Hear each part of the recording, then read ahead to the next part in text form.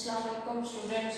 Class 3 lecture number 7 है हमारा यहाँ पर lesson number 4। We start lesson number 4। Okay, lecture 7 lesson number 4।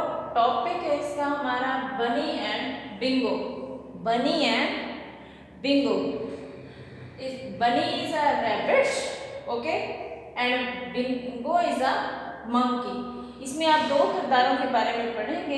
एक आपका किरदार होगा रैबिट का और एक मंकी का। यहाँ पर आपको स्टूडेंट्स लुक है, यहाँ आपको पिक्चर्स नजर आ रही होंगी, एक रैबिट की है और एक मंकी की है। ठीक है, इन दोनों के दरमियान आपका इस लेसन की स्टोरी है। तो स्टूडेंट स्टोरी इसकी कुछ इस तरह है कि जो ये बनी है ना, बनी is a very mischievous. What is a mischievous? शरारती। बनी जो है बहुत ज़्यादा चालाक और शरारती है, शरारती खरगोश है। और मंकी जो है is a very stupid, is a very stupid. Monkey जो है थोड़ा बेवकूफ़ है, स्टूपिड है, बोल के थोड़ा नहीं बहुत सा बेवकूफ़ है, क्योंकि वो कह रहा है इज अ वेरी स्टूपिड। ठीक है, बेवकूफ बंदर है। मंकी को क्या कहते हैं? बंदर, और रैबिट को खरगोश। ठीक है, एक दिन क्या होता है इसमें कि जो बनी है बिंगो के पास आता है, तो वो देखता है कि बिंगो दरख्त के पास जरा अफसरदा सा बैठा है, सर पे ऐसे हाथ रखे हुए है। तो वो उससे आके पूछता है कि क्या हुआ है। तो वो कहता है कि गोइंग इन अ हेडेक, मेरे सर में दर्द है। रैबिट जो होता है ये बनी, ये शरारती होता है। शरारती होने के साथ ही अपने फ्रेंड्स के साथ ट्रिक खेलना इसको पसंद होता है, इसे अच्छा लगता है। अपने दोस्तों के साथ कोई ट्रिक करने में उसे मज़ा आता है। जैसे आपकी क्लास में भी काफ़ी बच्चे ऐसे होते हैं जो थोड़े बनी के टाइप के होते हैं। किस टाइप के होते हैं?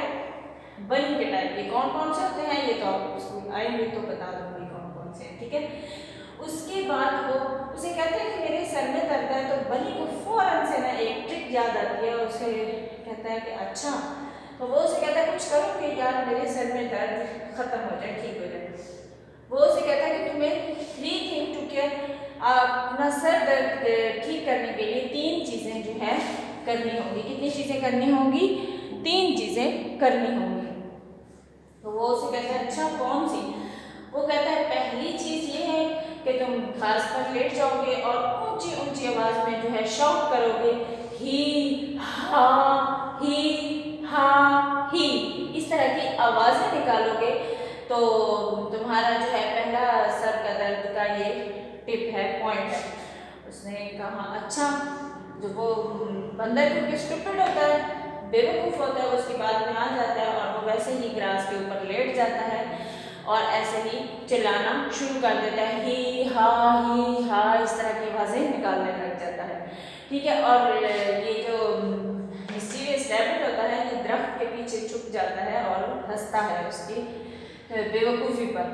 फिर वो उसे कहता है कि अब तुमने क्या करना है, अब तुमने ना हाथों के बल, यानी बंदर के जो ये हाथ होते हैं, इन हाथों के बल, हाथों को ज़मीन पर लगाना है, कुछ बॉडी को ऐसे ऊपर उठाना है और ऊपर उठा के चलना है दरख्त के इर्द गिर्द। तुमने जो है ये दरख्त के इर्द गिर्द तुमने 10 चक्कर लगाने हैं। वो कहते हैं अच्छा ठीक है।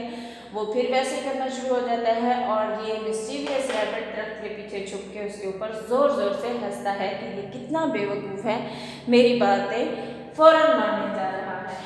फिर वो उसे कहता है अब तीसरी बात क्या है? तीसरा वो उसे कहता है कि तुमने ऐसे करना है, मिसिस फैट बॉडी, एक जो मोटी खातून है उधर, उसके गार्डन में जाना है और उधर से तुमने फ्लावर तोड़ने हैं, पिक अप फ्लावर। ठीक है, फ्लावर तोड़ने हैं और तो तुम्हारे सर तोड़ के वो फ्लावर अपने सर के ऊपर रख लेने हैं, तो तुम्हारे सर का दर्द बिल्कुल ख़त्म हो जाएगा। वो कहता है ठीक है। वो जाते हैं भाग के और वहाँ से उसके फैट बॉडी के बाग में से वो जब फ्लावर तोड़ता है तो जो फैट बॉडी होती है वो वेरी एंग्री होती है। मिसेस फैट बॉडी उसके ऊपर नाराज़ होती हैं और उसके पीछे भागती हैं और उसे एक गुलदान ऐसे उठा के मारती हैं, मारने की कोशिश करती हैं, तो वो वहाँ से भाग कर आते हैं दोनों। लेकिन भागते हुए जो गुलदान होता है वो किसके सर पर जा लगता है? मिस्टीरियस रैबिट बिनी के सर पर जा लगता है। जब बिनी के सर के ऊपर गुलदान लगता है तो वो करता है ऊ ऊ ऊ, इस तरह की वो आवाज़ें निकालता है। तो अब जो सर का दर्द होता है वो बिनी के सर में चला जाता है। वो कहाँ चला जाता है? बिनी ने एक शरारत की थी ना बेचारे बिंगो के साथ। उसके पहले ही सर में दर्द हो रहा था, ऊपर से उसको इस तरह की उसने ट्रिक करवाई थी और ख़ुद उसके ऊपर हंसा था। तो अब सर का दर्द उसके अपने सर में चला जाता है। तो इस सारी स्टोरी से स्टूडेंट्स हमें ये भी इसका कंक्लूजन मिलता है, रिज़ल्ट मिलता है कि हमें जो है किसी के दर्द के ऊपर हंसना नहीं चाहिए और उसे उल्टा तंग नहीं करना चाहिए, बल्कि उसे उसका दर्द ख़त्म करने के लिए कोशिश करनी चाहिए। जैसे कि बिनी ने किया था, ऐसे हमें बिल्कुल नहीं करना चाहिए। और अगर उसने ऐसे किया था तो देखा था ना, फिर उसके अपने ही सर में दर्द शुरू हो गई थी, फिर वो ये चालाक था इसलिए। तो ये तो थी स्टूडेंट आपके लेसन की स्टोरी जो आपने पढ़ी देखी। इसके बाद स्टूडेंट्स यू नो के we do our exercise when we read our lesson. जब हम अपना लेसन पढ़ लेते हैं तो उसके बाद हम उसकी एक्सरसाइज करते हैं। हमारा फर्स्ट पार्ट एक्सरसाइज का होता है कॉम्प्रीहेंशन का, यानी आंसर क्वेश्चंस। हमें उसी स्टोरी से कुछ क्वेश्चन दिए होते हैं जो हमने उनके आंसर करने होते हैं। तो student open your book page number 30।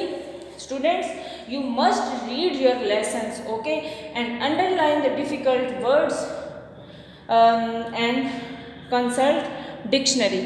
ठीक है, मैंने आपको डिक्शनरी कंसल्ट करना भी बताया था कि डिक्शनरी से आपने कैसे देखने हैं। आपको जो भी वर्ड मुश्किल लगे अपने लेसन में से उसको अंडरलाइन करते जाना है और उसको फिर आपने डिक्शनरी से उसके मीनिंग देख के लिखने भी हैं और याद भी करने हैं। ठीक है, तो go to page number 30। Here is part A. Part A हम इस लेक्चर में नहीं करेंगे, we start from part B. यहाँ पर आपको प्रेजेंट सिंपल